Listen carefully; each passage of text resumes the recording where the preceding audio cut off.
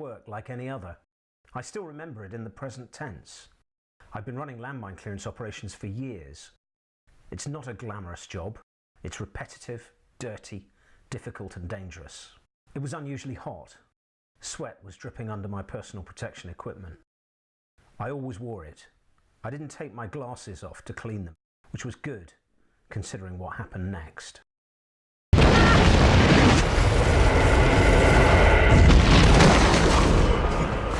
Pain, ringing in my ears, burnt, about to die. I was fading in and out of consciousness. All sorts of weird experiences, looking down on your body. I look down, I see this blood, and I start seriously praying, please God, don't let me die.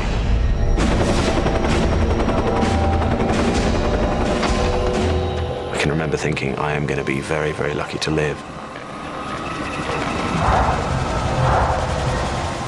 People talk a lot about the survival mechanism and that your survival mechanism kicks in. Well, that wasn't the way it was.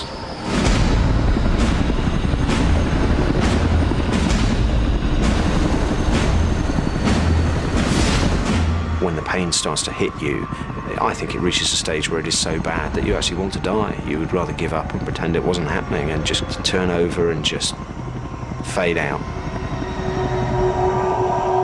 Dying is definitely, in those circumstances, the attractive option. It's easier to die. I thought of all the reasons I had to live. I'm incredibly fortunate to have survived my accident. I'm aware that many people don't.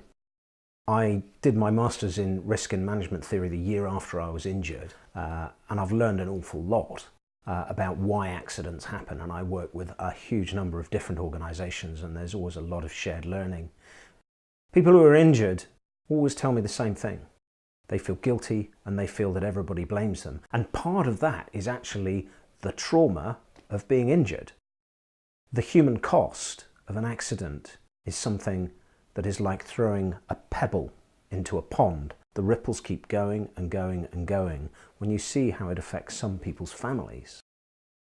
I've done quite a lot of research into people's attitude towards risk, and one thing we know is that when you go into a dangerous environment, for example, if you're first into a factory that's dealing with dangerous equipment, your perception of risk is up here when you start, but quite quickly you get used to it and it drops off. So people actually stop seeing it as being dangerous. And that was something we always had to be very aware of in my clearance. We talk a lot about keeping people safe. It is about everybody in the whole organisation taking ownership, and you can't judge the actions of one individual. You can't judge the actions of one individual without understanding the leadership behaviours and the culture of an organisation. It is about getting everybody to take the lead. I spent some time with some people who were dying, and I was asked by a charity who help people dying from cancer to run some positivity courses for them. And they all said pretty much the same three things to me when I asked them what they would like me to pass on to people. And they said, forget the negativity in life. Don't get angry, don't get bitter, because there comes a point when you realise at the end of it, we're all a bit ridiculous. Focus on the positives of life and find things to be thankful for. And lastly, they said, tell people to look after their health whilst they have their health. Value it.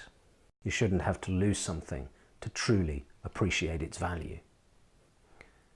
When you understand the human and financial costs of accidents, and when you see the bigger picture as I do when I work with a lot of organisations, what you recognise is that one of the most important things we can do every day is make sure that everybody goes home safely.